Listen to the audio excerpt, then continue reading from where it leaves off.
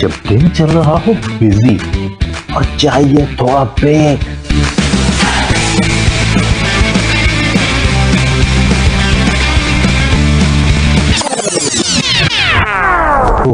I need a break. तो सुनिए delight with RJ Mavastan, Sunday to Thursday 12 to 3 PM। Radio वही अपना FM 107।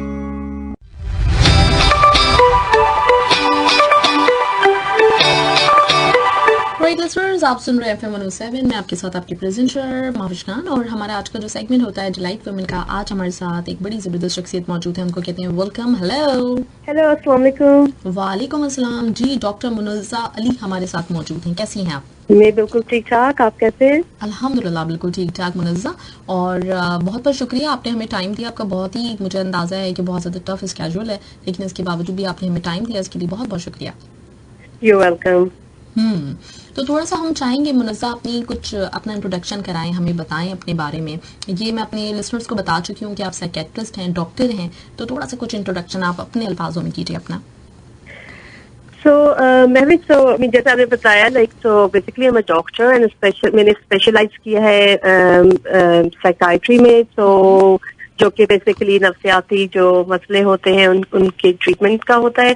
तो मैं जो हूँ, आई एम फ्रॉम पाकिस्तान, और मैंने अपनी इब्तदाई तालीम वहीं से हासिल की, मेडिकल की डिग्री ली। फिर देन मैं उसके बाद यूके चली गई, फिर मेरी सारी ट्रेनिंग यूके में हुई, और फिर उसके बाद I work different part of the world. और फिर अब पिछले 3 सालों से मैं कतर में हूँ। और जो साइकाइट्री में जो आजकल जो मेरी जो स्पेशलिटी है वो है perinatal mental health.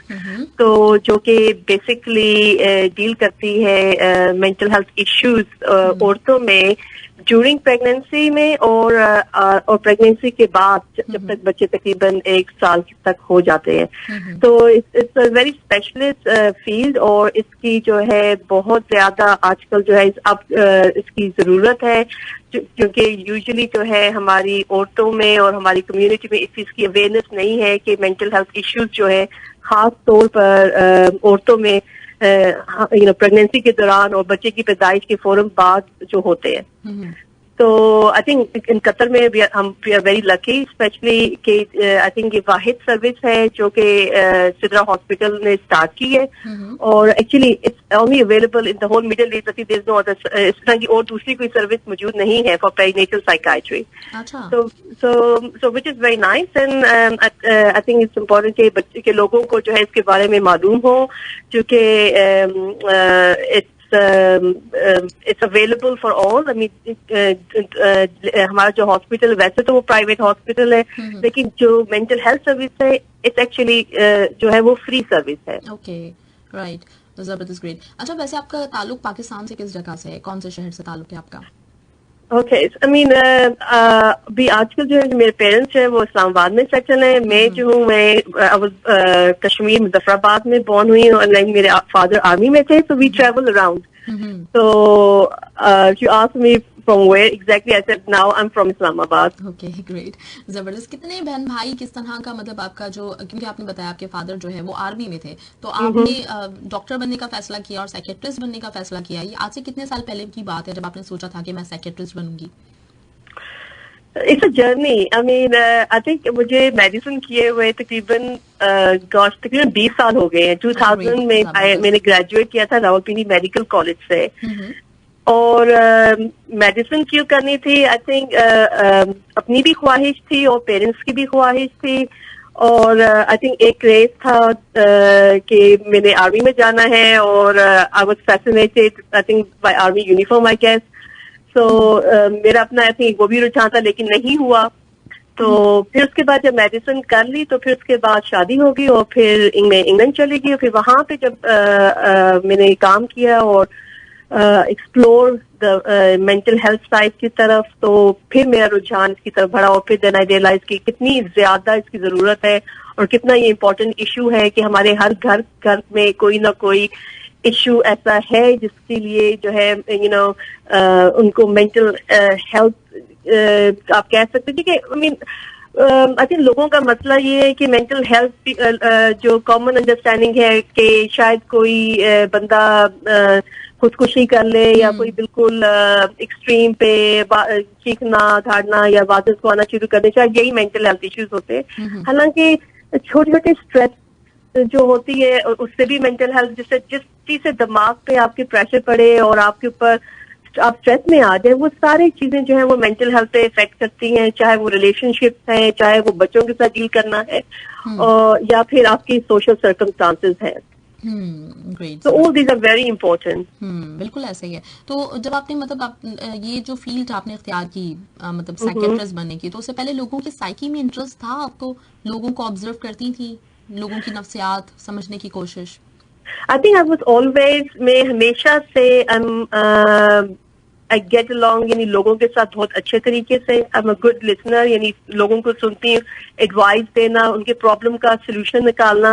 I think वो मेरी फितरत में, आप कह सकते हैं कि इंसान की अपनी जो क्वालिटीज होती हैं उसके अंदर ये है कि मैं हमेशा शेयर लोगों की जो प्रॉब्लम्स हैं और उनको हल करना, उसमें हमेशा मैंने जो है वो कोशिश की है।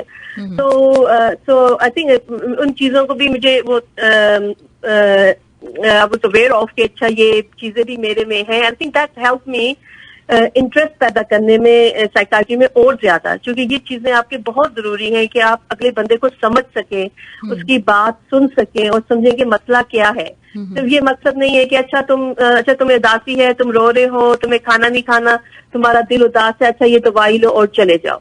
ये मेरे नजदीक ये साइकाट्री नहीं है।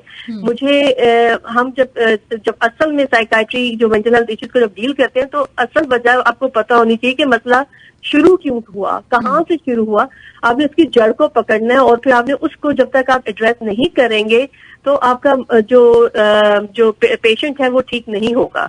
तो उसके लिए आई थिंक जो मेरी अपनी जो पर्सनल आई थिंक जो क्वालिटीज थी, that help me to make more interest in the field and to help me to treat my patient.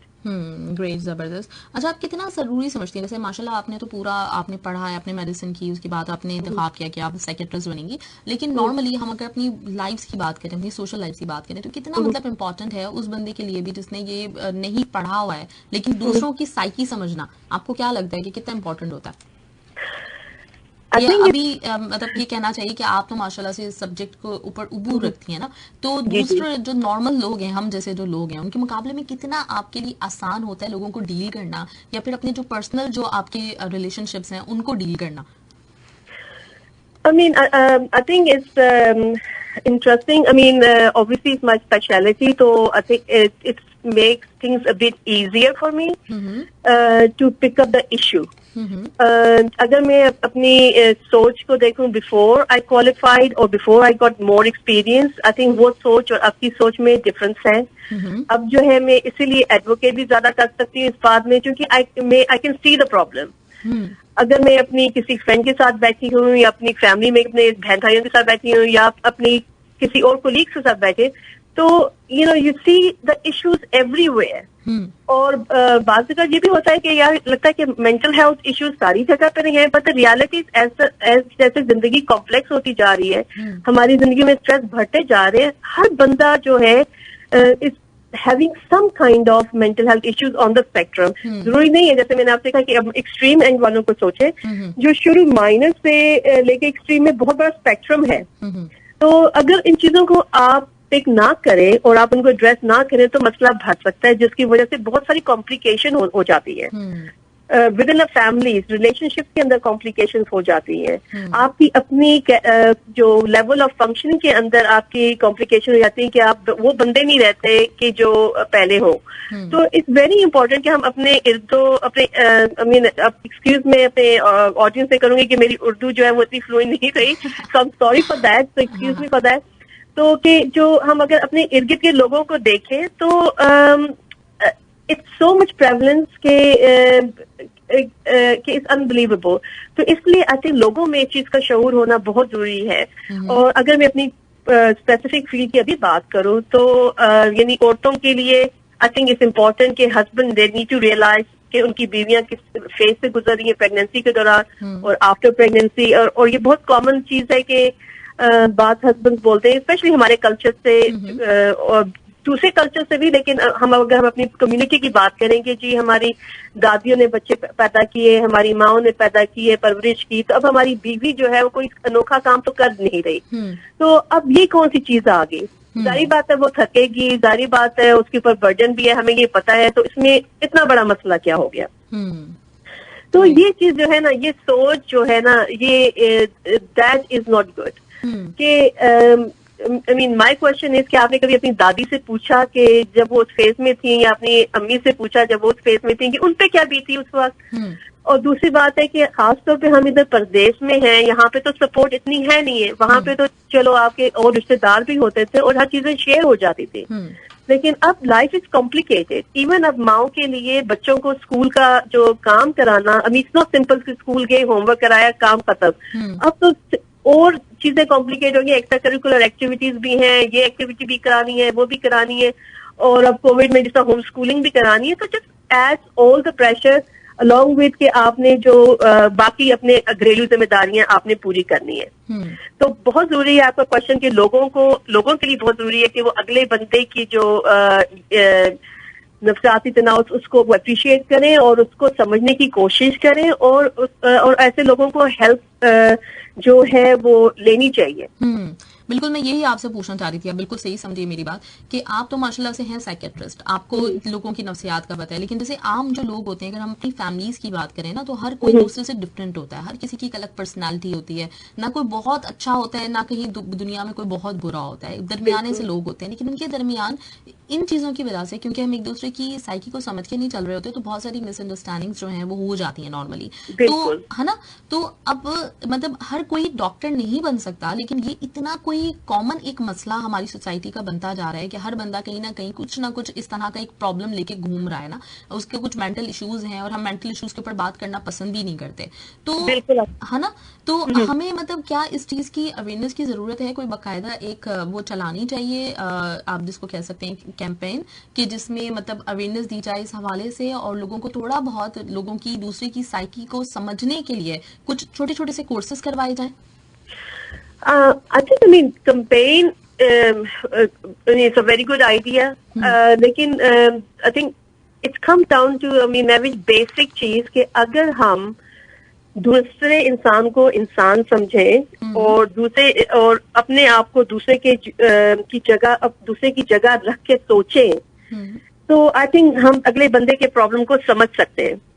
I mean, मैं जो है जब हम अपने मरीजों के साथ बात कर रही होती हूँ, तो जब हम उनको समझा रही होती हूँ बात, तो बहुत सारी जो चीजें मैं उनसे कहती हूँ कि वो इतनी कोई कॉम्प्लिकेटेड साइंस या मेडिसिन नहीं है, it's a very common sense. अब देखिए, हम सारे जो है ना दूसरों को मशवरा देने में माहिर होते हैं, राइट, लेकिन जब अपने ऊपर अमल करने की बारी होती है तो हम चीजों पे अमल नहीं करते।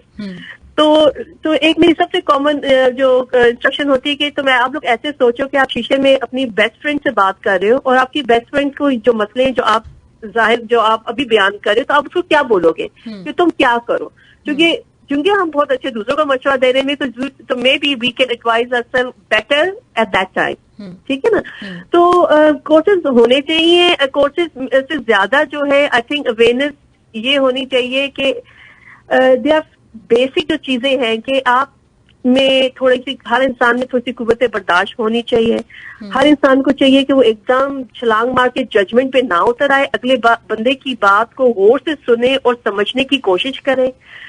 हर इंसान है और गलती हर इंसान से होती है, तो फॉरगिवनेस और और उसको फॉरगेट करने की इंसान में सलाहियत हो, और बात को बंदा बढ़ाए नहीं और बात को खत्म करने की कोशिश करनी चाहिए। और for me I think what I have seen over my years of experience के कम्युनिकेशन जहां पे गैप आ जाए वो बहुत बड़ी मिसअंडरस्टैंडिंग्स क्रिएट करता है। The longer communication gap goes, the problem gets bigger and bigger. तो ये चीजें ऐसी हैं कि I mean I think awareness create की जा सकती है। मुझे नहीं पता कितने हद तक लोगों को सिखाया जा सकता है, लेकिन जो लोग सीखना चाहें और जो लोग इसको अप्रिशिएट करना चाहें, वो जाहिर है दे आर रिसोर्सेज अवेलेबल कि वो अपने आप को उनसे मसलों से और ज्यादा आगाही कर सकते हैं। आजकल तो इंटरनेट का जमाना है, everything is there on the Google, बस आप डाल दें आपको सब कुछ आ जाएगा सामने। एग्जैक्टली। अच्छा, लेकिन ये इंटरनेट की वजह से और सोशल मीडिया की वजह से भी तो लोगों में बहुत ज्यादा स्ट्रेस डेवलप होता जा रहा है मुख्तलिफ चीजों, क्योंकि हर तरफ से चीजें आ रही हैं मुख्तलिफ ना, तो ये भी जी एक रीजन इस वक्त बना हुआ है। और डिप्रेशन बहुत ज्यादा नजर आ रहा है सोसाइटी में हमारे। जी बिल्कुल। आई मीन आज डिप्रेशन जो है इट्स वेरी कॉमन। उसकी बहुत सारी रीजंस हैं। I mean there is not one single reason. Bottom line, जो चीज आपको स्ट्रेस करती है, और अगर आप स्ट्रेस पे स्ट्रेस, एक के बाद दूसरा, दूसरे के बाद तीसरा, is a limitation of everything. तो जब वो चीज एक्सेस कर जाएगी एक खास हद से, तो it will start affecting you नफ्सियाती तौर पे, और जिसकी वजह से आपको डिप्रेशन का शिकार हो सकते हैं। तो ये एक तो इसलिए इट्स वेरी इंपॉर्टेंट कि लोग जो है अपनी थ्रेशोल्ड को समझें। आई मीन कि उनकी कितनी लिमिटेशन है, क्या नहीं है, शेयर करें। जो चीजें अननेसेसरी है, लाइक यूजुअली ऐसे कि जी प्रायोरिटाइज करो, क्या चीज इंपॉर्टेंट है, क्या चीज नहीं है। जो चीज आप छोड़ सकते हो उसको छोड़ दो, ताकि स्ट्रेस कम से कम हो। Then obviously it's the chances of depression will be less. So with depression, I think there are couple of things. एक तो आपने जैसे ये तो सोशल फैक्टर्स हो गए। एक आपके साइकोलॉजिकल फैक्टर्स हो गए, जो यानी आपने क्या एक्सपीरियंसेस किए, कैसे आपके as a growing up from the early age, और बाद कैसा आपके दिमागी तौर पे आपकी कैसी परवरिश हुई, क्या आपके असरात सर्टन हादसात ने छोड़े, परवरिश ने छोड़े, उसका भी लोगों पे असर होता है, और उसकी वजह से भी उनकी पर्सनालिटी पे फर्क पड़ता है, और मेंटल हेल्थ इश्यूज उससे भी होते हैं।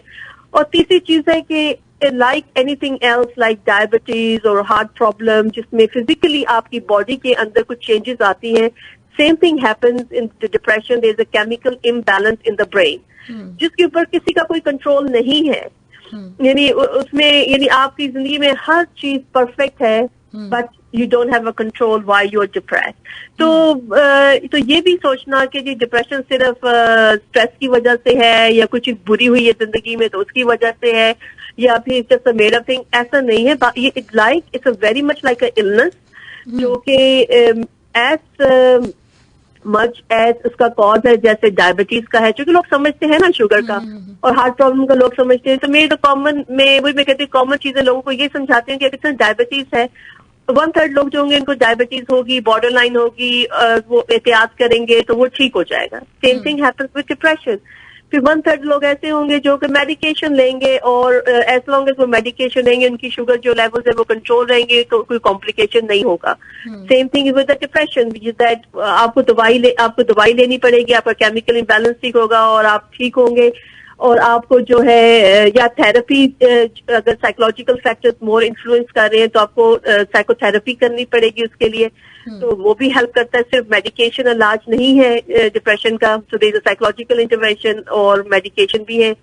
तो आप जो है आप ठीक रहेंगे। और फिर जो आखिरी 1/3 जो ग्रुप है पेशेंट्स का, वो होता है कि जिनको अगर आप दवाई भी वो ले रहे हैं, सब कुछ कर रहे हैं, लेकिन अनफॉर्चुनेटली दे डिटोरिएट। अब जैसे शुगर के पेशेंट में उनकी आंखों की बिनाई पे फर्क पड़ता है, किडनी पे फर्क पड़ता है, बाज़ गैंग्रीनस लिम्स हो जाते हैं, या इस सिचुएशन पे आ जाता है। सेम इज लाइक दोस्त जो कि लोग देखते हैं, दोस्त 1/3 जो कि क्रॉनिकली अनवेल हो जाते हैं, जो पीपल जो लोग बिल्कुल अपने आप की अभी खो देते हैं, they try to commit suicide, या इस तरह की चीजें करते हैं।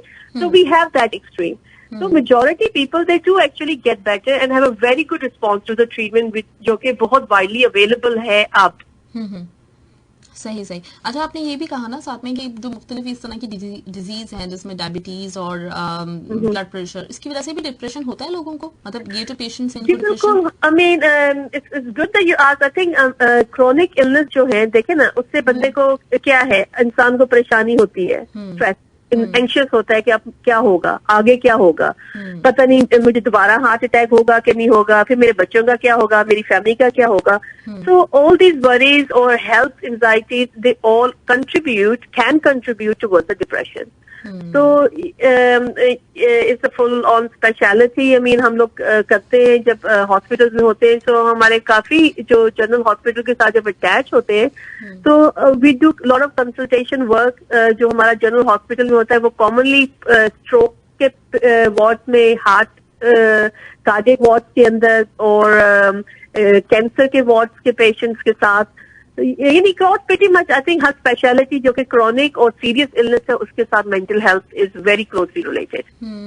राइट, और उन लोगों को जरा ज्यादा इस चीज की जरूरत भी होती है कि उनको थोड़ा मतलब इस तरह की असेसमेंट दी जाए। बिल्कुल, it's help to improve the quality of life. अगर आप उनके मेंटल, वो ऑलरेडी बेचारे they are going through lot of struggle, अगर आप उनके मेंटल हेल्थ इश्यूज को आप एड्रेस कर दें तो at least it will be better for them to cope with the rest of the problem.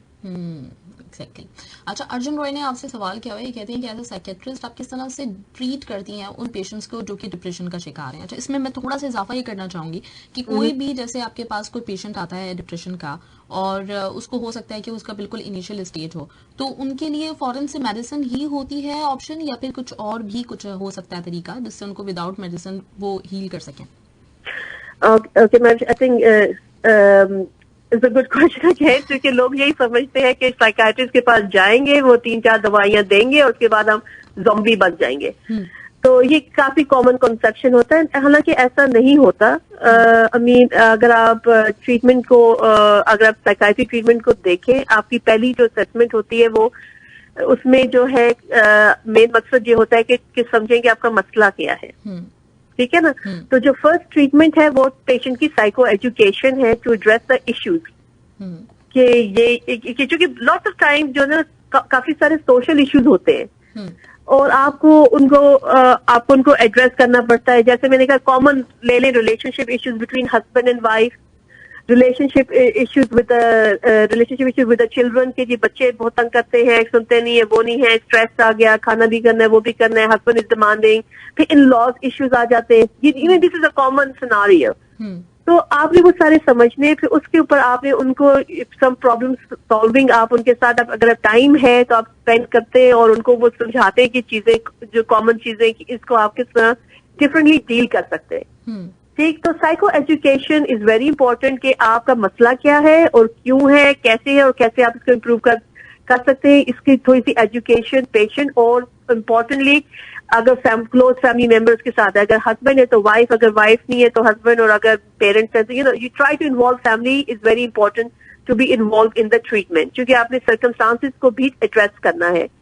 फिर सेकंड चीज आगे के जो फॉर्मल ट्रीटमेंट जो है उसके अंदर जो फर्स्ट गाइडलाइन है वो मेडिसिन नहीं है, it's actually psychological treatment. There lots of बहुत सारी डिफरेंट किस्म की थेरेपीज होती हैं, जो बातचीत करने से, आप पेशेंट से बातचीत करते हैं, उनको आप डिफरेंस बताते हैं कि अच्छा इस तरह चीजें जो है डिफरेंटली कर सकते हैं, आप उनमें प्रॉब्लम सॉल्विंग पे एड्रेस कर सकते हैं, आप इसमें एक्सप्लोर कर सकते हैं और डिटेल के अंदर कि प्रॉब्लम की शुरुआत कहाँ से हुई, अगर चाइल्डहुड में कोई, बचपन में कोई ऐसे मसले आप उनको एड्रेस कर सकते हैं। तो टॉकिंग थेरेपी जो है, साइकोलॉजिकल इंटरवेंशन इज मेनली जो फर्स्ट लाइन ट्रीटमेंट होता है वो यही होता है। लेकिन अगर सिम्टम्स सवियर हैं, क्योंकि उस साइकोलॉजिकल इंटरवेंशन के लिए भी आपको एक सर्टेन माइंडसेट आपका होना जरूरी है कि आप इंफॉर्मेशन ले सके और उस पर अमल कर सके और अपने अंदर वो बदलाव ला सके। लेकिन अगर आप उस स्टेज पे नहीं है तो फिर जो दवाइयों वाला ट्रीटमेंट है, यानी मेडिकेशन जो होती है, हम फिर उसको पहले ले आते हैं ताकि पेशेंट थोड़ा स्टेबलाइज हो जाए। फिर उसके बाद उसके अंदर साइकोलॉजिकल ट्रीटमेंट जो है वो उसका फिर आप कर देते हैं। लेकिन जो बेस्ट है वो दोनों चीजों का combination, most of the cases में psychological plus medication, that's the best treatment option. तो उसके लिए कि साइकाइट्रिस्ट भी ट्रेन होते हैं, दे कैन डू बोथ। अगर ट्रीटमेंट जो है मोर स्पेसिफिक साइकोलॉजिकल चाहिए और साइकाइट्रिस्ट उसमें ट्रेन इतनी ज्यादा वो नहीं है, उनके पास टाइम नहीं है, तो वो साइकोलॉजिस्ट को भी रेफर करते हैं, तो फिर वो एक स्पेसिफिक ट्रीटमेंट का वहां पे कंटिन्यू रहता है। So this is like common treatment options. Yes, medication is not the only option. Right. And not the first option. Great. क्योंकि ये लोगों के जहन में होती है और अक्सर लोग अवॉइड कर रहे होते हैं इस चीज की वजह से कि नहीं, अगर कोई प्रॉब्लम चल भी रहा है तो जो कुछ कर सकते हो कर लो, और फिर वो इतनी ज्यादा कंडीशन खराब हो जाती है, उसके पास डॉक्टर के पास जाते हैं तो फिर वाकई मेडिकेशन ही ऑप्शन रह जाता है। बिल्कुल। दूसरा मैं ये भी कहूँगी, मेडिकेशन क्योंकि देखें हर बंदे की अपनी प्रैक्टिस होती है। Unfortunately, I mean, some people practice in a different way. लेकिन आइडियली मैं आपको मेरे 18 साल के कैरियर में मैंने अपने किसी मरीज को ज़ॉम्बी होते हुए डिस्चार्ज नहीं किया। इन पेशेंट से जब वो डिस्चार्ज हुए या मेरे पास वो क्लिनिक में भी आए हैं, तो ये नहीं, ये it's not a right treatment के अगर आप उनको बिल्कुल बस वो क्या कहते हैं ड्राउजी सा बना दें और वो बिल्कुल काम से जाए, this means that your treatment is not right.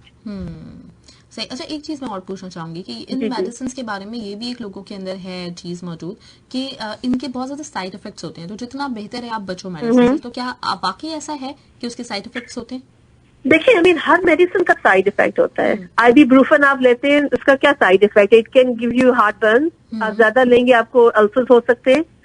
Antibiotics के साइड इफेक्ट्स होते हैं, हर मेडिकेशन के साइड इफेक्ट्स होते हैं, पर लेकिन जो साइकोट्रोपिक मेडिकेशन है जो हम डिप्रेशन उनके लिए यूज करते हैं, तो जो एंटी डिप्रेसेंट्स हैं उनके इतने कोई सिग्निफिकेंट साइड इफेक्ट नहीं है। अब आप ये सोचें कि जो प्रेगनेंसी के अंदर भी हम एंटी डिप्रेसेंट दे सकते हैं, उसमें बच्चे पे कोई साइड इफेक्ट नहीं है। इवन ब्रेस्ट फीडिंग के दौरान भी मेडिकेशन हम दे सकते हैं। कौन सी दे सकते हैं, दैट्स अ सेपरेट क्वेश्चन, ठीक है ना। सारी नहीं दे सकते, we can give selective medication without any कोई खास मेजर साइड इफेक्ट के बगैर, ठीक है। तो जो एक पुरानी जमाना तो नहीं मैं कहूंगी जो ओल्डर मेडिकेशन थी, हाँ, नहीं मतलब आजकल के जमाने में भी there certain type of medication जो कि जिनको हम कहते हैं ओल्डर जनरेशन मेडिकेशन, जो कि साइकोसिस यानी स्किज़ोफ्रेनिया इस टाइप के पेशेंट्स के लिए यूज करते हैं। तो उनके साइड इफेक्ट प्रोफाइल ऐसे थे जिसकी वजह से ज्यादा स्टिग्माटाइज हो गई मेंटल हेल्थ। तो अब लेकिन टाइम बदल गए, अब जो मेडिकेशंस आ रही है उनके पास उस तरह के साइड इफेक्ट्स नहीं है कि जो कि आप कोई बंदा ले रहा हो और आप कहें कि अच्छा ये मेंटल हेल्थ वाला पेशेंट जा रहा है या इसका कोई वैसे इस किस्म के साइड इफेक्ट्स नहीं है। और जैसे मैंने पहले कहा कि अगर इस किस्म के साइड इफेक्ट्स हो रहे हैं या कुछ ऐसा है, then the person is not getting the right treatment. तो आजकल काफी बेहतर मेडिकेशंस हैं, बहुत अच्छी मेडिकेशंस हैं, और सारा जो एम्फेसिस वो यही है कि इस किस्म के साइड इफेक्ट्स ना हो। यस, आई मीन बाद मेडिकेशन के साइड इफेक्ट ज्यादा ये है, एंटी डिप्रेसेंट के कॉमन साइड इफेक्ट ये होते हैं जो कि बाकी बहुत सारी मेडिकेशंस के हैं कि आपको शायद थोड़ा नॉजिया फील हो या आपको थोड़ी रेस्टलेसनेस फील हो, और वो भी कुछ दिन होता है फिर ठीक हो जाता है, और हर किसी में होते भी नहीं है। या फिर बाद मेडिकेशन में कॉमन साइड इफेक्ट होती है कि आपकी एपिटाइट थोड़ी बढ़ जाती है, बाद वक्त हमें वो चाहिए भी होता है साइड इफेक्ट, हम एज अ पॉजिटिव यूज करते हैं। बाद मेडिकेशन का साइड इफेक्ट होता है कि सेडेशन होती है, उससे नींद आती है, तो वो भी हम अपने बेनिफिट के लिए यूज करते हैं क्योंकि मरीज सो नहीं रहे होते, और ये साइड इफेक्ट थोड़े से में खत्म हो जाते हैं। तो ऐसा आई मीन ऐसा नहीं है कि इस किस्म के सिग्निफिकेंट साइड इफेक्ट्स हैं कि आप ट्रीटमेंट ले ही ना। ग्रेट, जबरदस्त। इसीलिए मतलब मैंने की बात की भी कि बहुत सारे लोग जो हो सकता है कि इस कैफियत से गुजर रहे हो, लेकिन सिर्फ इस वजह से क्योंकि उनको लगता है कि उसके बहुत साइड इफेक्ट्स हो सकते हैं और वो इस स्ट्रेस को लेते हुए ना किसी डॉक्टर से रुजू करें। तो अच्छा, बिल्कुल। तो उनकी लॉट्स ऑफ ऑप्शन महवेश, आपको अगर एक मेडिकेशन सूट नहीं की, आप दूसरी हम ट्राई कर सकते हैं, क्योंकि मे बी किसी एक बंदे को एक मेडिसिन से बेहतर रिस्पॉन्स आया और दूसरे से आया है। किसी को अगर साइड इफेक्ट कोई इस तरह का हो गया है तो आप दूसरा वाला आप मेडिकेशन ट्राई करते हैं। तो बेसिकली ये है कि ट्रीटमेंट करने वाले पे और जो पेशेंट पे ये है कि हम लोग का मसला ये है कि जनरली हम एक दफा जाते हुए दोबारा फॉलो अप नहीं करते, तो फिर या तो स्टॉप कर देते हैं मेडिकेशन या फिर लेते रहते हैं और पोटेंशियली साइड इफेक्ट्स के साथ। बिल्कुल ऐसे ही। अच्छा, हमारे साथ मुनज़्ज़ा हैं, तो हम एज अ डॉक्टर तो आपसे बहुत कुछ जानने की कोशिश कर रहे हैं। थोड़ा सा आपके बारे में अगर मैं बात करूं तो जब कोई इस तरह के पेशेंट्स आते हैं, अक्सर ये होता होगा कि बहुत सीवियर कंडीशन होती होगी कुछ लोगों की और बहुत मेंटल हेल्थ जो है उनकी खराब होती होगी, तो आप इंसान के तौर पे उनकी प्रॉब्लम्स की वजह से कभी ऐसा हुआ है कि आपको खुद प्रॉब्लम हुआ हो, खुद आपको स्ट्रेस हो गया हो किसी और की वजह से? आई mean I think it's a part of my training. और मुझे याद है कि मेरा जो पहला इंटरव्यू एक हुआ था ट्रेनिंग के लिए, तो मुझसे यही सवाल उन्होंने पूछा था कि आप अपना स्ट्रेस कैसे करते हैं कंट्रोल ना, you know how you let it out. तो ऐसे like to be honest when I walk in my house, जैसे मैं दरवाजा खोलती हूँ और सामने मेरा बच्चा आता है तो मुझे तो भूल जाता है सारा कुछ, to be honest, another lifestyle.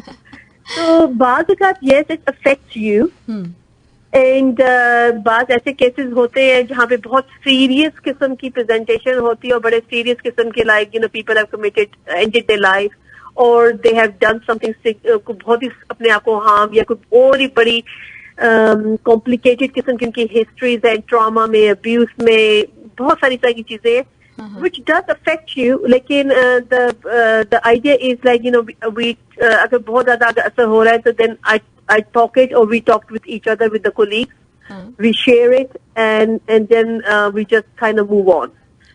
So I think it's a bit of a training, and plus I mean I think we need to know, we do know that हमको उसको handle करना है, और I think debriefing होती है. I mean अपने जो senior colleagues या फिर अपने चूंकि अब आप खुद भी सीनियर ही हो गए, तो फिर आप अपने जो दूसरे कोलीग्स हैं उनके साथ आप बात करते हैं, you discuss the matter, you share it, and then you normalize the thing.